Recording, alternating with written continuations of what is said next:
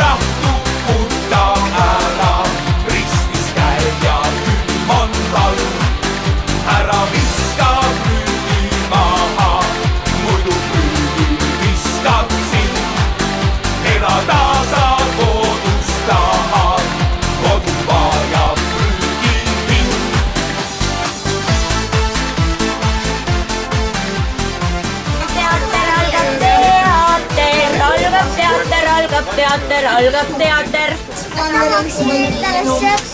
Kui poiss oli öelnud, et tema tahaks endale sõpra, tuli ka teine jänkutüdruk metsa ja vaimustusid metsa ilust, rohelusest, puudest ja lilledest, kuni järsku metsaloomad peaksid omavahel väga hästi läbi saama. Osades olid väikse jänku tüdruku osa mängis Greta, suure jänku osa mängis Greta, pealik kusside kamba salga juhti mängis Martin, lõbusat tussikest, kes oli krutskäid täis, mängis Elina ja pisikest ussi mängis Karmo. Hurraa, plaksutame näitlejad, kohtume jälle.